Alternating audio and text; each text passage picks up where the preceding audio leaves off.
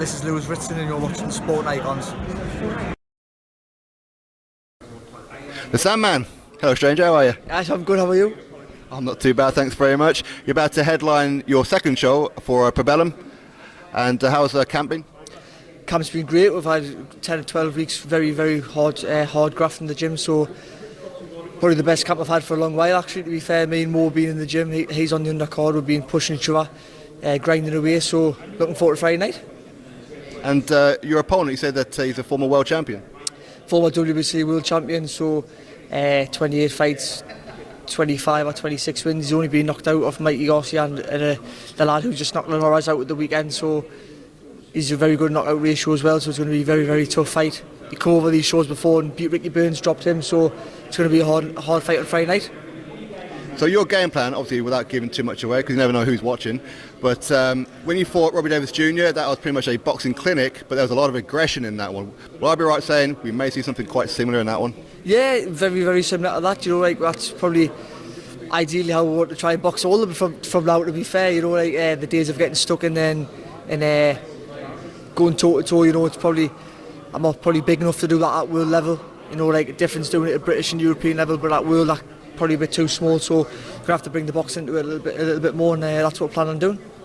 Does it irritate you when you've got a fight coming up and people are talking about a St James's Park fight, a Ohara Davies, a Tara McKenna and all that kind of thing, rather than just go, let's get this one out of the way first and then let's talk after? Yes, massively. What you've just hit the nail on the head, to be fair there.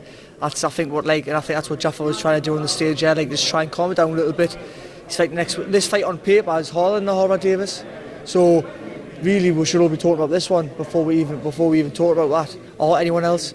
Got a very, very hard job to do on Friday, and I'm not even thinking about them until I get past it.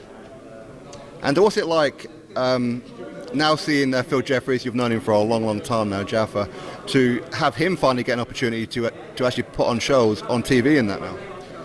Yeah, well, listen, you know, like Jaffa's been with me for the last five or 6 years, but 5 of them I've been on the matchroom headlining for the last 5 years. You know, like I've been at the forefront. There's no thingy about that.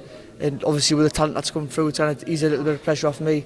And but it's nice to see Jaffa reaping the rewards. He deserves it. So we've been a good little team, and it's good for him. Now it feels like that you've been around for a long time, but you're still very young. Yeah, it was only 20 years, but that's a problem when you sort of half do good on the scene. I think I had 12 or 13 fights on Sky.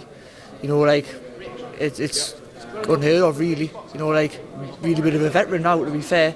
So I'm only 28, so but obviously got a few big nights ahead of us, and it's still in us. So starting on Friday.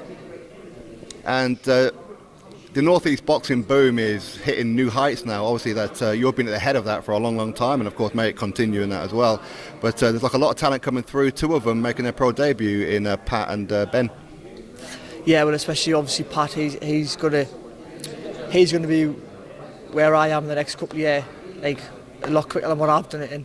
You know, like he's an Olympic silver medalist. He's going to be the forefront of North East boxing, coming for a long, long time. Yeah, of course he's going to be. So, and that starts on Friday, and hopefully in a few years' time he'll be headlining his own big shows up here for big titles. Actually, it's a department bed. How's Terry Wilkinson? How's he going on?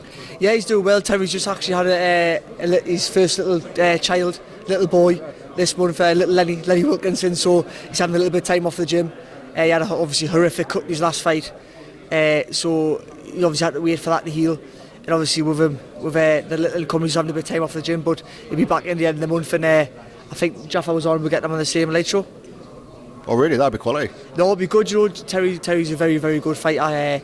Sadly, obviously for the Royal title fight, the cut just put him off completely. You know, like after 4 rounds having a cut like that. So, and he says, yeah, well it was. Well, they says he was seeing two of Jordan in there. He says, and obviously the blood was going in his eye and stuff. So, I mean, I had Terry nicking the fight by a round when I watched it back, but it was a very, very good fight, and Jordan done well tonight.